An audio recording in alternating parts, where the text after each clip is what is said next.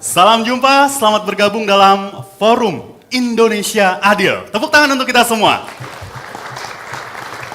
Bapak-bapak, ibu-ibu yang kami hormati, perkenalkan saya Tommy Ristanto akan menjadi host pada malam hari ini untuk membahas sebuah topik yang sangat menarik. Forum Indonesia Adil adalah sebuah diskusi yang membahas berbagai tema-tema menarik yang menyangkut kehidupan masyarakat banyak. Di sini kita tidak hanya akan adu argumentasi, adu diksi, tapi kita benar-benar akan mencari sebuah formula penyelesaian, solusi untuk masalah-masalah yang ada, yang kita hadirkan pada malam hari ini. Tentunya dengan mendengarkan insight-insight dari para narasumber terpilih yang sudah hadir. Sekali lagi tepuk tangan untuk para narasumber dan hadirin yang sudah hadir pada malam hari ini dan akan satu persatu langsung saya perkenalkan. Yang pertama Dr. Surya Chandra, Wakil Menteri BPN ATR. Kami mohon untuk berdiri. Terima kasih sudah berkenan hadir Pak Surya Chandra. Kemudian kami tadi juga sempat melihat ada Dr. Yagus Suyadi. Oke, terima kasih sudah hadir. Selanjutnya anggota Komisi 2 DPR, Gus Pardigaus. Terima kasih sudah hadir, luar biasa. Dan tidak mau kalah, ketuanya juga ya, Ketua Komisi 2 DPR hadir, ini kompak benar, Bang Junimart Girsang. Luar biasa, ini kompak sekali dan sampingnya Bang Patris Rio Capella, silakan hadir, salah satu politikus Indonesia. Nah, kalau tadi politisi semua, sekarang kita akan ke akademisi. Ibu Dr. Arce Tehu Peori, pakar hukum agraria dari UKI. Terima kasih Ibu sudah berkenan hadir. Dan selanjutnya, Prof. Agus Surono, pakar hukum dari Universitas Pancasila. Terima kasih. Selanjutnya, kami juga sudah kedatangan tamu yang luar biasa, Kombes Diki Patrianegara, Wadir Tipidum Barreskrim Polri. Terima kasih sudah berkenan hadir untuk diskusi pada malam hari ini. Dan selanjutnya, SK Budiarjo, Ketua Forum Korban Mafia Tanah Indonesia. Oke, berkumpul semua di sebelah sana ya. Last but not least ya, ada juga lawyer senior yang saya kagumi, Bu Elsa Sarif. Terima kasih. Tentunya sampingnya juga lawyer yang sudah tidak asing, Johnson Panjaitan. Bung Johnson, terima kasih. Ini kalau saya perkenalkan satu persatu sampai subuh kayaknya ya. Kami ucapkan terima kasih kepada bapak-bapak, ibu-ibu yang sudah hadir. Baik, kita akan langsung membahas sebuah tema yang sangat menarik sekali. Siapa sebenarnya dalang mafia tanah di Indonesia? Itulah tema yang akan kita bahas pada malam hari ini. Tepuk tangan untuk kita semua. Ke Pak Gus Pardi dulu ya. Pak Gus, kalau Bapak mencermati permasalahan-permasalahan terkait dengan mafia tanah khususnya di Indonesia, seperti apa Pak? Terima kasih. Assalamualaikum warahmatullahi wabarakatuh. Waalaikumsalam. Saya merasa prihatin dalam kondisi dewasa ini terhadap mafia tanah. Hampir tiap hari di media. Hari ini ada dua. Saya baca di media Depok, dan bukan hanya dua. Barangkali hampir setiap kabupaten kota mengalami kasus mafia tanah. Artinya yang ingin saya tegaskan adalah mafia tanah sudah bersifat masif, terstruktur, dan bekerja secara sistematis. Oleh karena itu, negara harus hadir dalam menyikapi ini. Karena apa? Masyarakat dirugikan akibat apa yang dilakukan oleh mafia tanah. Namanya saja mafia.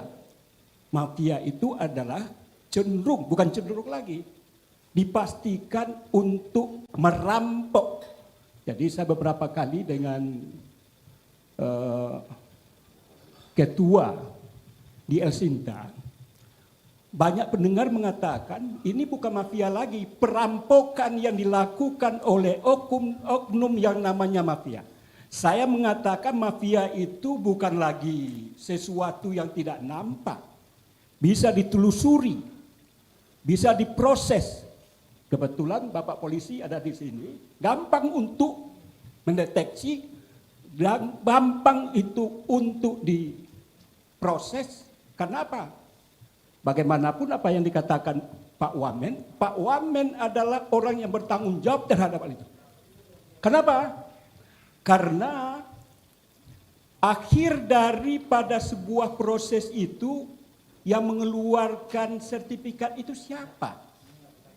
Jadi gampang untuk dideteksi siapa-siapa saja oknum, siapa-siapa saja yang terlibat, siapa-siapa saja yang membackup dan lain sebagainya. Apakah nota yang saya lihat masif itu adalah dari semenjak RT sampai kepada pejabat BPN, tentunya oknum. Kalau yang membacking siapa? Tentu aparat, namanya TNI Polri. Kenapa harus hadir itu? Kalau nggak ada itu, dia nggak berani. Ada oknum yang mengerjakan. Artinya ada juga namanya aktor. Nah, inilah yang perlu kita sikapi dan saya sangat setuju apa yang digelar oleh Forum Indonesia Adil ini adalah merupakan harapan dan keinginan masyarakat agar ini diungkap setuntas-tuntasnya.